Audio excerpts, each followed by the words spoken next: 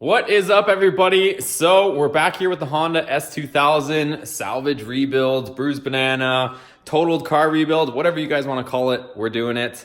And it's really in the same state as it was before, with the primer on the door and the primer on the hood. And we actually have another package, if I can show you guys right here. So that package is some stuff that we need. It's something I haven't talked about for the car, but I'm gonna cover everything in today's video. So let's get started. First and foremost, before we get to the package, I did put 2 coats of primer, and like I said, I've done some body work. I'm not gonna call myself an expert, so I don't wanna get called out in that sense, but I've done body work before when I was a lot younger, and when I say a lot younger, probably in my teens. I had actually, ironically, another S2000 I did a ton of body work on, a full custom wide body, whatnot. So I'm kind of revisiting and trying to jog my memory on what I did, but one mistake that I did do, and not that it's going to be a costly mistake, is you're supposed to technically, or I should say most people will grind their body fill out, the Bondo, with 80 grit. It just makes things quicker. That coarser grit will allow sanding the Bondo to happen a little bit faster. But once you get your Bondo kind of shaped, it's nice to move on to 120 grit before you put primer. And where I'm going with the story is I forgot to sand it with 120 before hitting it with the primer. So you can probably see, see all the scratch marks. Good thing we have a good camera. I can actually show you guys this. So see the scratch marks? Those are 80 grit scratch marks. So we have to get those out before we try to do any sort of, what is going on with the camera? Any sort of paint work, because they will show. So we should be able to get this because this is a high build primer, and what that means is it's not just gray primer and paint. It actually has some substance to it and some thickness to it, so you can kind of shape things and smooth things out. So same goes with the hood. We did the same, like I said, not necessarily error, but just a little bit more work, or we have to correct that. So you'll see, and if we can get this thing to, come on, work with us here. But if I can get my camera to focus here, there you go. So we have those 80 grit sand marks, and those will show if we were to just paint over top of that. So what we're gonna do is we'll sand this with 120. Won't happen in this video because what I do wanna cover is the engine. So you see I have a multimeter out there. I haven't checked the compression on this car, but it sounds pretty healthy. It's not blowing any smoke or anything like that, but there is a kind of idle stumble and a little bit of low RPM bog.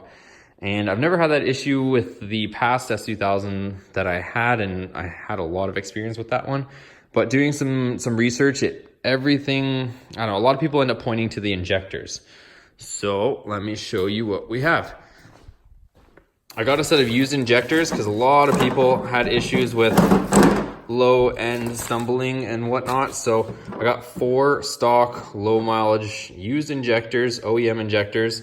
And since the guy was parting a bunch of stuff out, just in case, I got a low mileage map sensor. Camera likes to be having some fun today.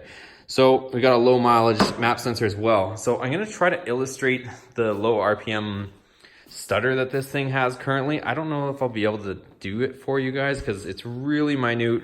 We have a stock exhaust on it, so the thing's pretty muffled, but it kind of just has a little bit of shake. You can kind of hear the exhaust sputter a tiny bit, so it has a little bit of a miss. And I'm thinking it's injectors, because when I drove it around the block just briefly, whatever it was, a couple weeks ago when I showed you guys, it kind of seems like it has a little bit of a bog, and once you bring the RPMs up, it clears out, and that would maybe potentially be a stuck injector. So it's dumping a bunch of fuel and it can't get rid of it until you start bringing the RPMs up, and then things start to even out. So what we're gonna do is I'm gonna start this thing up. I actually have the injector clips off right now because some people were saying you could potentially identify a bad injector with an ohm reading test, but I tried them. They seem to be okay, to be within 15 ohms. So that's where most people were testing them. So I'm gonna plug them back in, start it up for you guys, show you guys if I can illustrate it on camera. I'll show you guys that stumble that we're trying to fix, and then we'll get to what we got, and we'll probably put in those fuel injectors and see if it fixes the issue. But let me start it up and show you guys. So here we go, we'll jump in, start it. Usually the high idle has to die down before you can really see it. Got it in neutral, hit our start button.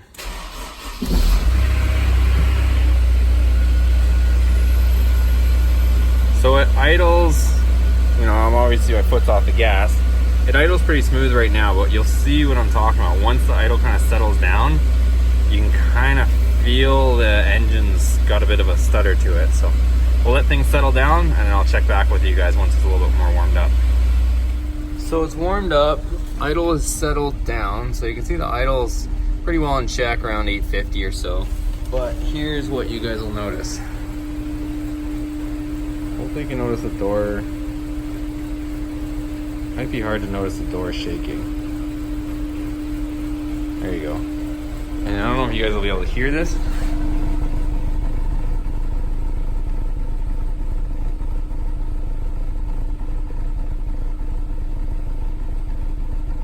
But it's kind of missing, just ever so slightly. And hopefully you can hear it here.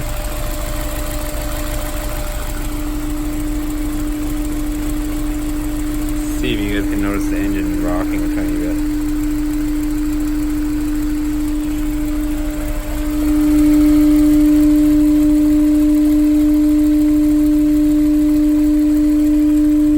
See if I can give you a frame of reference here.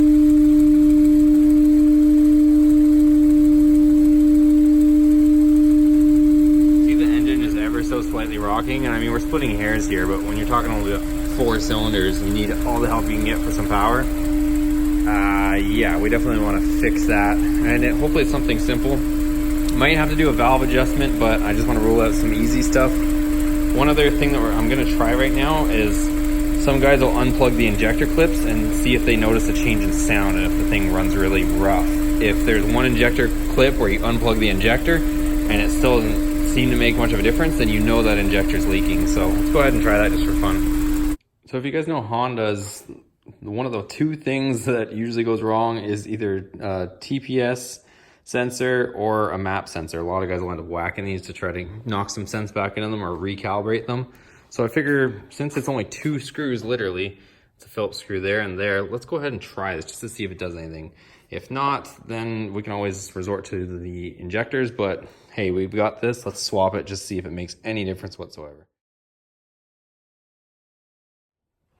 And just like that, old map sensor is out. Really don't know if it's gonna make a difference.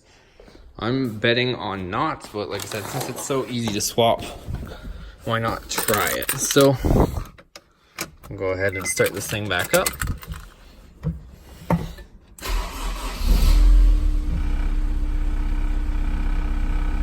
And that's just the window. We still haven't installed the window in the guide, so it's rattling pretty good. We'll wait for our RPM to settle back down in a second here.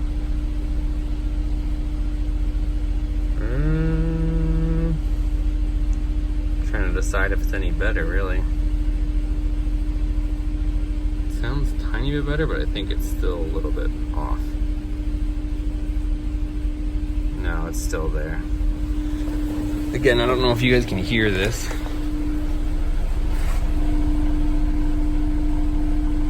It's still missing ever so slightly. It does seem a tiny bit better, honestly, though.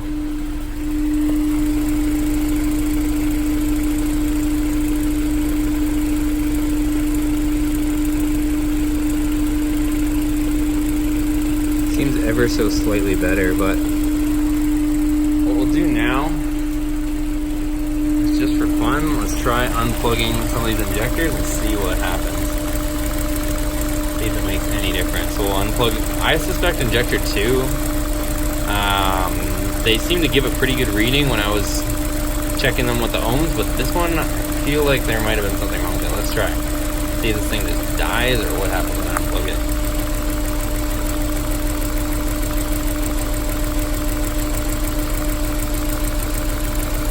So that's how it runs without injector 2 installed. Let's plug it back in.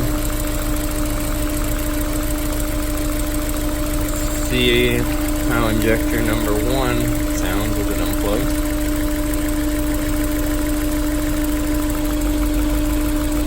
It really stumbles with that one unplugged, but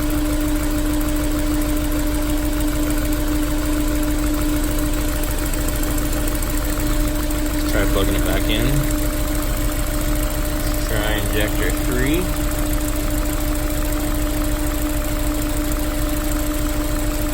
So I can get my hands in here.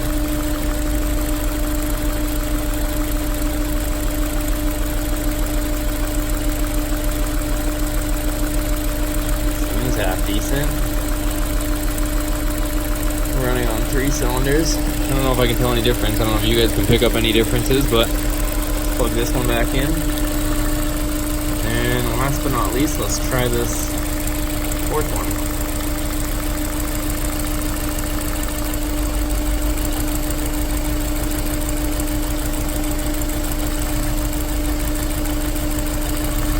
I can't really notice any change or difference, to be honest with you guys, but let's go ahead and kill it.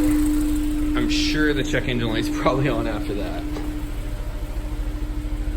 And surprisingly not. I don't know how the check engine light didn't come on.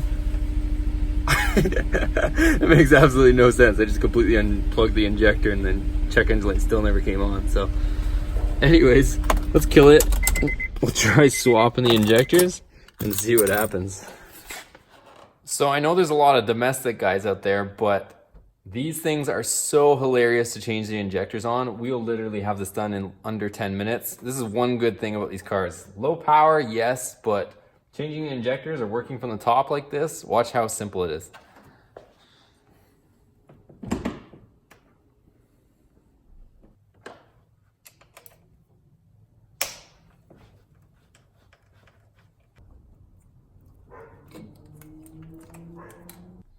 So I checked the camera and that was 2 minutes and 30 seconds to have them out in my hands.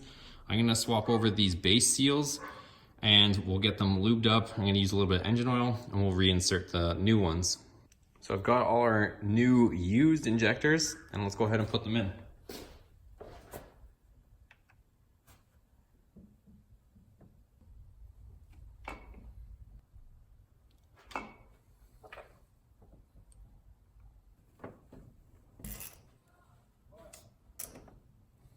And just like that, 4 minutes later, we have the injectors back in. So, moment of truth, everything's back plugged in. We got our clips back on. I didn't put this on just yet, but that's not gonna make a huge difference. You know, some of these clamps on the PCV stuff. But we can go ahead and start it and see whether that was a waste of time or a solution. Either way, I got those injectors and the map sensor super cheap, so I'm really not too worried if this doesn't work, but let's see.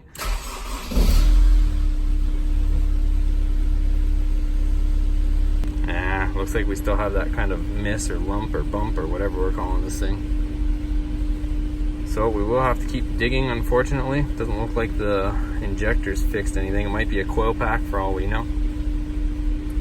But I think we're gonna have to probably do like compression tests and some other stuff to really dive into this thing. I was hoping it was going to be a simple fix since a lot of people seem to have the issues with the injectors, but looks like we still have that kind of lumpy idle going on here.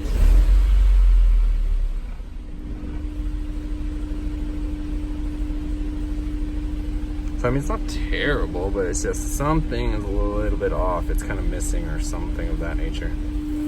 So after leaving it run for probably 5-10 minutes, it actually seems to have gotten better. And I don't know if that has to do with the injectors, because I had it running for a while before and it was still doing it, but now it seems to have kind of smoothed out. I'm still going to do a valve adjustment on it, just since I don't know the history on this car or engine replacement, since it has a different engine in it, but it seems like it's running just ever so slightly smoother than before. It's not really missing. Before you could hear a miss out of the exhaust, and now you can't. So there's no miss. Before you could hear an actual sputter coming out of the exhaust, but now it's pretty smooth. So, and I mean, it could be a combination of bad gas too. We really don't know, but I mean, like I said, it was running a little rougher before, but now I'm not too upset with it. Like I said, still gonna do a valve adjustment, but for now, it seems to be running a little bit better.